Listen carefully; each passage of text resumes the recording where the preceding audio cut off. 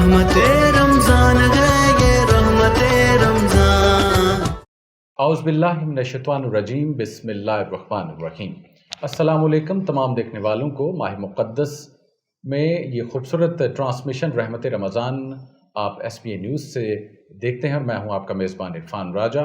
हमारी इस खूबसूरत ट्रांसमिशन में मुल्क के नामवर उलमाए कराम, मुल्क के नामवर सुनाखान मुस्तफ़ा को अपने स्टूडियो में मदऊ करते हैं और इस माह मुक़द्दस की फ़यूज़ व बरक़ात और इस माह मुक़द्दस में वो तरतीब देने वाले मामलात, उन तमाम को सीखने और समझने की कोशिश करते हैं।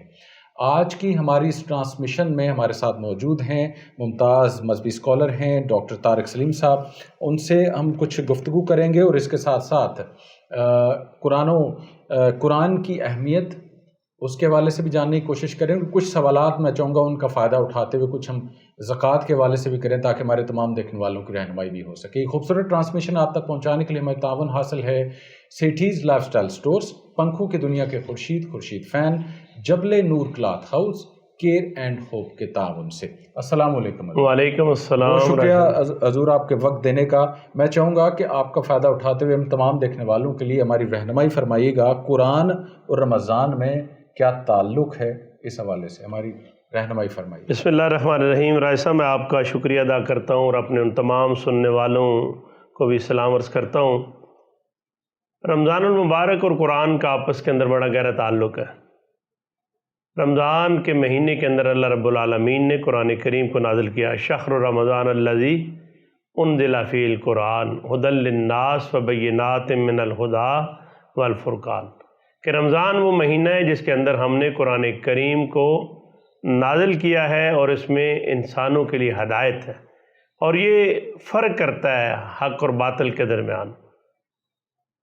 रमज़ान के महीने के अंदर अल्लाह ताला ने कुरान करीम को नाज़िल करते हुए फिर एक और इसकी फ़जीलत रखी रमज़ान के अंदर ही, कि इसकी ताक रातों के अंदर अल्लाह ताला ने लैलतुल क़द्र को रखा। सुभान अल्लाह, सुभान। और लैलतुल क़द्र के बारे में कहा कि हमने 1000 महीनों से बेहतर रात। इसका मुफस्सिरीन ने लिखा कि इसका मतलब यह है कि इंसानियत की भलाई के लिए जितना काम एक रात के अंदर हुआ है वो 1000 महीनों के अंदर नहीं हुआ। यानी 83 साल और 84 कुछ महीने बनते हैं ये। तो ये लैलतुल क़द्र क्या है कि जिसके अंदर कहा गया कि से तलाश करो लैलतुल क़द्र को ताक रातों के अंदर, 21 को, 23 को, 25 को, 27 को। यानी अल्लाह ताला ये चाहते हैं कि उसका बंदा अपने खालिक के साथ उसका ताल्लुक़ मजबूत हो। इसीलिए रमज़ान को 3 हिस्सों में तकसीम किया। फरमाया इसका पहला अशरा 10 दिन रहमत का अशरा, दूसरा अशरा इसका मग़फ़रत का है जो भी गुजर रहा है, और तीसरा इसका अशरा आतिश दोज़ख से निजात का अशरा है। और कुरान करीम के बारे में मैं ये अर्ज़ करूँ कि कुरान सिर्फ़ पुरानी कौमों के अहवाल नहीं बयान करता। कुरान करीम से ये जान निकालने वाली सिर्फ किताब नहीं है, इसका घर के अंदर होना बरकत वाली किताब के तौर पर सिर्फ लेना ये दुरुस्त नहीं है। कुरान बड़ी अजमत वाली किताब है, बुजुर्गी वाली किताब है। घर के अंदर इसका होना बाइस रहमत भी है, बरकत भी है। बिलाशुबा इसने कौमों के रूज व ज़वाल का तज़किरा भी किया है। लेकिन कुरान करीम इंसानी ज़िंदगी का दस्तूर है, अल्लाह ताला ने दस्तूर बना के भेजा है। आप सूरह बनी इसराइल को उठा के देखें, जब रसालत माब सल्लल्लाहु अलैहि वसल्लम ने भी मदीना की रियासत की बुनियाद नहीं रखी थी, खालिक़ कायनात ने अपने महबूब को बुलाया था, महराज की रात जिसे हम कहते हैं, अर्श पे बुलाया था। सुभान अल्लाह। और उसके अंदर अल्लाह ताला ने हुज़ूर को इंसानी हकूक़ का वो चार्टर दिया, मदीना की रियासत किन बुनियादों पर होनी चाहिए। और ये 14 नुकात बयान हुए जिसका आगाज़ यहाँ से होता है, वक़दा रब्बुका अल्ला ताबुदू इल्ला इय्याहु व बिल वालिदैनि इहसाना। मेरे पैगम्बर ऐलान फरमा दें कि आपके रब ने फ़ैसला कर दिया है कि इबादत और बंदगी सिर्फ़ रब्बे कायनात की करनी है और वालिदैन के साथ एहसान का रवैया अख्तियार करना। उससे आगे फिर सारे नुकात बयान किए हैं जो रियासत मदीना की बुनियाद बने थे, जिनकी बुनियाद पर आपने रियासत मदीना जो उसको कायम किया था। तो इसलिए मैं समझता हूँ कि रमज़ान की अपनी एक अहमियत है। हमसे जो पहली उम्मतें गुजरी हैं, पहले अम्बिया अलैहिस्सलाम गुजरे हैं, उनके मानने वालों पर भी रोज़े फ़र्ज़ किए गए। रोज़े अलग बात है, ज़रा उनकी शक्लें मुख्तलिफ होती रही हर दौर के अंदर। और फिर कहा गया कि नबी सल्लल्लाहु अलैहि वसल्लम की उम्मत को कि आप पर भी रोज़े फ़र्ज़ किए गए हैं जैसा कि आपसे पहले लोगों पर फ़र्ज़ किए गए थे। फिर कुरान करीम ने جزیرۃ العرب کے وہ لوگ جو تہذیب سے ناواقف تھے، جنہیں بدو کہا جاتا تھا، جو تجارتی قافلے لوٹا کرتے تھے، بیٹیوں کو زندہ دفن کرتے تھے، جنگ و جدل کرتے تھے، عصبیتوں کا شکار ہوتے تھے، قرآن کریم نے پھر ان لوگوں کی تربیت، ان کا تزکیہ، ان کے دلوں کو پاک کیا، اور اسی سماج کے لوگ پھر آج کی جدید اور مہذب دنیا کے لیے جو ریاست انہوں نے قائم کی، خلفائے راشدین نے وہ رول ماڈل نظام دیا، اور آج بھی رہتی دنیا کے اندر خلفائے راشدین کے رول ماڈل نظام سے بہتر نظام کہیں بھی نہیں ہے۔ آج اتنی ویلفیئر اسٹیٹس دنیا کے اندر کہلاتی ہیں، انہوں نے بھی یہ سارا تصور جو ہے وہ ریاست مدینہ سے اور خلفائے راشدین کے رول ماڈل نظام جو اس سے لیا ہے۔ تو اس لیے میں کہتا ہوں کہ قرآن کریم کا اور رمضان المبارک کا آپس کے اندر گہرا تعلق ہے، اور اس کے مہینے کے اندر قرآن کا مطالعہ، اس کا ترجمہ، اس کی تفسیر، اور دورہ قرآن کی صورت کے اندر اس کو پڑھنا۔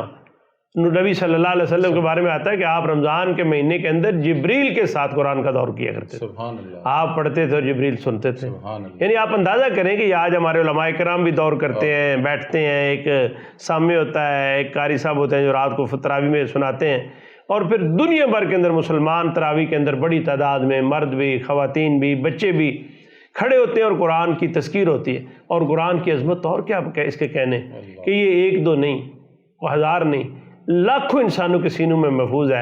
راجہ عرفان صاحب کو یہ کتاب مجھے دنیا کے دکھا دیں جو پوری کی پوری کسی انسان کے سینے کے اندر محفوظ ہوئی ہو، کوئی ڈائجسٹ ہو، کوئی ناول ہو، کوئی نصابی کتاب ہو۔ یہ قرآن کا اعجاز ہے کہ 30 پاروں کی اتنی موٹی کتاب اور بڑی کتاب چھوٹے سے حافظ سے لے کر 80-90 سال کے بزرگ کے سینے کے اندر میں محفوظ ہے، اور یہ قرآن کریم کا اعجاز ہے کہ اس کی تلاوت بھی ہر وقت ہو رہی ہوتی ہے، تراویح کے اندر بھی سنایا جا رہا ہوتا ہے، نمازوں کے اندر بھی پڑھا جا رہا ہوتا ہے، اور گھروں کے اندر بھی، دفاتر کے اندر بھی ہمارے بڑے بوڑھے بھی اور بچے بھی اس کی تلاوت کرتے ہیں۔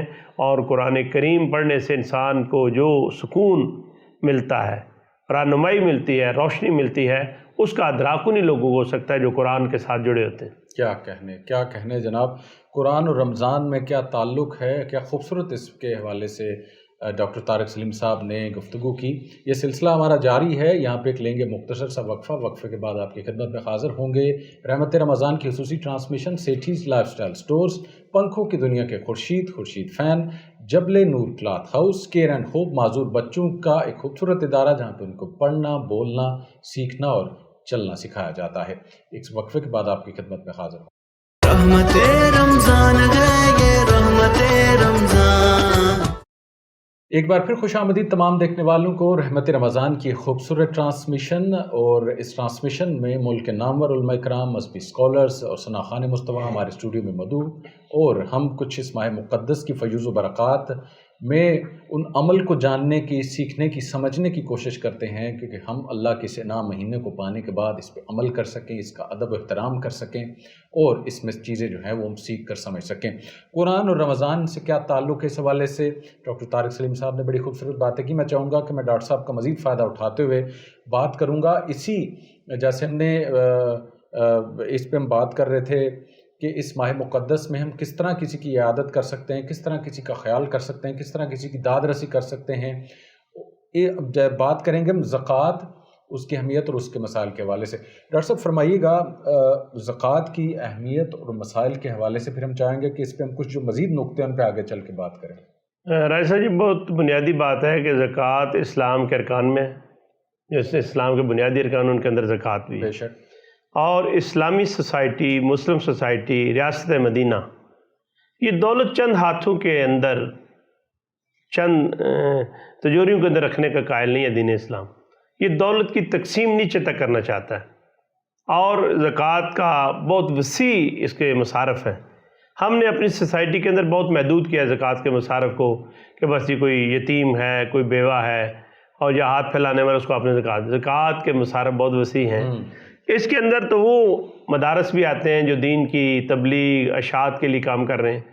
اس کے اندر وہ لوگ بھی آتے ہیں کہ جو اللہ تعالیٰ کے محبوب جس دین کو لے کے آئے، اس کے نظام کو قائم کرنے کے لیے، اس کی اقامت کے لیے اتنے مگن اور محو ہو گئے ہیں کہ وہ اپنی ضرورتوں کا خیال نہیں رکھ پاتے، ان کے اور کوئی وسائل نہیں ہیں، تو ان کو بھی اس کے اندر آپ دیکھ سکتے ہیں۔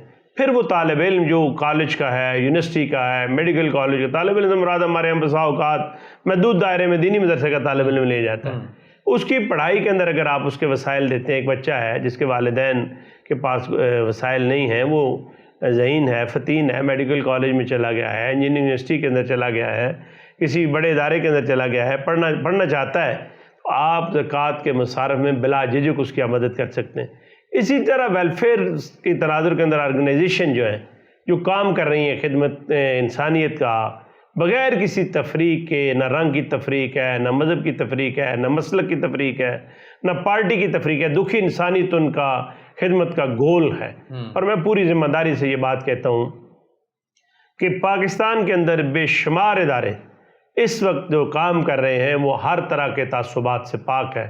وہ نہ اپنی برادری کو صرف زکوٰۃ دے رہے ہیں یا سپورٹ کر رہے ہیں، نہ اپنی پارٹی کو کر رہے ہیں، نہ اپنے مذہب کے لوگوں کو کر رہے ہیں، بلکہ بلا تفریق رنگ و نسل، مذہب و ملت وہ لوگوں کی خدمت کر رہے ہیں۔ اور میں یہ سمجھتا ہوں کہ ایسے ادارے ہمارے لیے رول ماڈل بھی ہیں، روشنی بھی ہیں اور رہنمائی بھی ہیں۔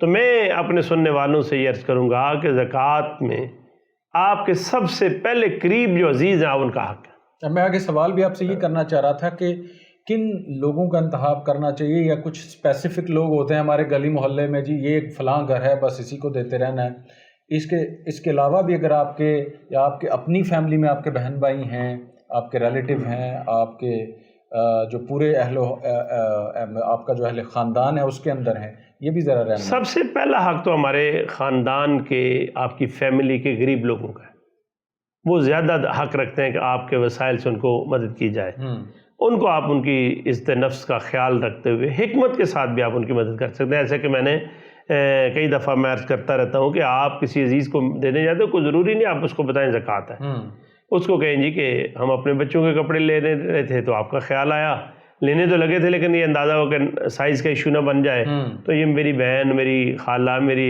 چچی، میری مامی، جو بھی رشتہ آپ کا بنتا ہے یا اپنے کسی عزیز کا، اس کو پیسے دے دیں کہ اپنے بچوں کے لیے بھی لے کے آ جائیں۔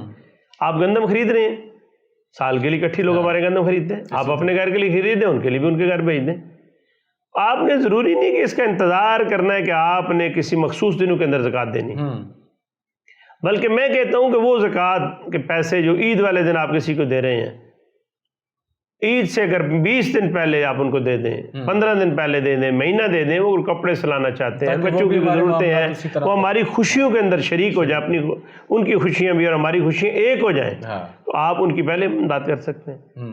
اس طریقے سے میں سمجھتا ہوں کہ مریض ہے، ہاسپٹل کے اندر ہے، اس کی ضرورتیں ہیں، اس کی آپ پوری کر سکتے ہیں، طالب علم کی آپ پوری کر سکتے ہیں۔ اچھا وہ اچھا بھلا انسان جو بظاہر آپ کی نظر میں مزدوری بھی کر رہا ہے، محنت مشقت کرتا ہے، کہ اسی دفتر سے تنخواہ لیتا ہے، لیکن آپ کا خیال یہ ہے کہ مہنگائی کے اس دور کے اندر اس کا گزارا نہیں ہو رہا، باوجود مزدوری کرنے کے، محنت مشقت کرنے کے، وہ کثیر العیال ہے، اس کے بچے زیادہ ہیں، آپ اس کو زکوٰۃ کی مد کے اندر اس کی مدد کر سکتے ہیں۔ ہمارا معاشرہ کہتا ہے جی کام تو کر رہے ہیں، ٹھیک ہے جی ہٹا کٹا ہے، بھائی ہٹا کٹا اور کام کرنا مسئلہ نہیں ہے، کام کرنے کے باوجود بھی اگر کسی کی زندگی کی گاڑی رواں دواں نہیں ہوتی، چولہا جلانا مشکل ہو رہا ہے، بچوں کے لیے ان کو نان شبینہ اور روٹی دینا مشکل ہو رہا ہے، تو آپ ایسے فرد کی مدد جو ہے وہ کر سکتے ہیں، طالب علم کی کر سکتے ہیں، چاہے وہ کالج کے اندر پڑھتا ہو، یونیورسٹی کے اندر پڑھتا ہو، دینی مدرسے کے اندر پڑھتا ہو، آپ اپنے غریب رشتہ دار کی ضرورت مند مدد کر سکتے ہیں جو ساری محنت کے باوجود بھی اپنے بچوں کا روزی روٹی کا انتظام اس سے نہیں ہو رہا۔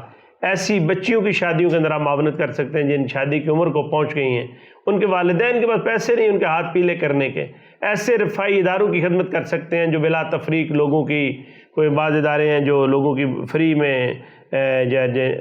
آنکھ جگہ آپریشن ہوتا ہے ان کا، اسی طریقے سے بعض ادارے ہیں کہ جو مطلب واٹر فلٹریشن پلانٹ کی مد کے اندر دکھی انسانیت کے لیے مدد کر رہے ہیں، یا ویسے کہ انسانی کوئی ضرورت ہے اس کے لیے کر رہے ہیں۔ تو میں یہ خیال ہے کہ زکوٰۃ کے مصارف کا اندر بڑی وسعت ہے، آپ اس کو بڑے پیمانے پر دیکھ سکتے ہیں، اور جن لوگوں کی بہت زیادہ زکوٰۃ نکلتی ہے، مجھے یاد ہے گجرات کے ایک فین انڈسٹری کے ایک ہمارے دوست ہیں حاجی محمد الیاس صاحب، ایک دفعہ مجھے انہوں نے کہا جی کہ ہمارے پاس اتنے وسائل ہیں تو کیا کریں، تو میں نے کہا کہ یونیورسٹی آف گجرات کے اندر جو انڈومنٹ فنڈ قائم کیا ہے وائس چانسلر نے، اس کے اندر آپ پیسے دیں۔ میں ان کے ساتھ گیا، 1 ملین سے ہم نے اس کا آغاز کیا، اور یہ بارش کا پہلا قطرہ تھا، تو وہ اسٹوڈنٹ جو طالب علم غریب ہیں، نادار ہیں، جن کے والدین ان کے سیمسٹرز کی فیس نہیں دے سکتے، جو پڑھنا آپ ایک چاہتے ہیں، ایسا فنڈ قائم کر رہے ہیں کہ جس سے وسائل بڑھ بھی رہے ہیں اور ان طالب علموں کی ضرورتیں جو وہ بھی پوری ہو رہی ہیں۔ تو میں یہ سمجھتا ہوں کہ زکوٰۃ دین اسلام کا اہم رکن ہے۔ جن لوگوں نے زکوٰۃ دینے سے انکار کیا رسالت مآب صلی اللہ علیہ وسلم کے وصال کے فوری بعد، حضرت ابو بکر صدیق کو جو خلیفہ اول تھے، انہوں نے کہا میں ان لوگوں کو سے جنگ کروں گا جو رسالت مآب صلی اللہ علیہ وسلم زکوٰۃ دیتے تو اب نہیں دیتے۔ اب ہمارے معاشرے کے اندر لوگوں کا خیال ہے کہ آپشنل چیز ہے، جس کا جی چاہتا ہے دے دے، جس کا جی چاہتا ہے نہ دے۔ نہیں، ایسا نہیں ہے۔ ہمارا مال بھی پاک ہوتا ہے، اللہ اور اس کے رسول صلی اللہ علیہ وسلم کی رضا بھی اس کے اندر ہے، اور میں یہ سمجھتا ہوں کہ ارکان اسلام میں ایک عام رکن زکوٰۃ بھی ہے کہ جس سے معاشرے کے اندر وہ جو نامواریاں ہیں، وہ جو غربت ہے، وہ جو خط غربت سے نیچے لوگ زندگی گزار رہے ہیں، آپ کے وسائل دینے سے، آپ دیکھ رہے ہوں گے رمضان میں بہت سارے لوگ انفاق کرتے ہیں، میں لوگوں سے ملتا رہتا ہوں ہر درجے کے لوگوں کو، ان کے چہروں پر خوشی ہوتی ہے، بشاشت ہوتی ہے، اطمینان ہوتا ہے کہ ہمیں بھی لوگوں نے آ کر وسائل ہمارے گھر کی دہلیز پر دیے ہیں اور ہم اپنے بچوں کی چھوٹی موٹی ضرورتیں پوری کر سکتے ہیں۔ آخری بات اس ضمن میں، یہ زکوٰۃ سے متعلق تو نہیں ہے لیکن انسانی ہمدردی کے تناظر میں، نبی صلی اللہ علیہ وسلم کے بارے میں آتا ہے کہ آپ ایک دفعہ نماز عید کے لیے جا رہے تھے تو آپ نے دیکھا بچے کھیل رہے ہیں خوش خوش، ایک بچہ جو ہے وہ میلے کچیلے کپڑے پہنے دور بیٹھا حسرت بھری نگاہوں سے کھیلتے بچوں کو دیکھ رہا ہے۔ رسالت مآب صلی اللہ علیہ وسلم کے قدم رک گئے ہیں، ریاست مدینہ کے آپ حکمران تھے، آپ اس بچے کے پاس پہنچے، اس کے سر پہ ہاتھ رکھا، پوچھا بیٹے کیا تم نہیں کھیلتے؟ وہ بچہ جواب دیتا ہے میری زندگی میں خوشی اور کھیل کہاں، میں تو غم کھانے کے لیے پیدا ہوا ہوں، میرا باپ فوت ہو چکا ہے، میری ماں نے دوسری شادی کر لیا، مجھے اپنے ساتھ نہیں رکھ سکی۔ اور یہ کہہ کر وہ پھوٹ پھوٹ کر رونے لگا۔ نبی صلی اللہ علیہ وسلم نے اس کے سر کو اپنے سینے سے لگایا، اسے چپ کرانے کی کوشش میں آپ کی آنکھوں سے بھی آنسو رواں دماغ ہو، آپ کو اپنی یتیمی کا دور بھی یاد آ گیا۔ آپ نے اس بچے سے کہا بیٹے تم پسند نہیں کرو گے، محمد تمہارے باپ ہوں، عائشہ تمہاری ماں ہوں، فاطمہ تمہاری بہن ہوں، حسن و حسین تمہارے بھائی ہوں۔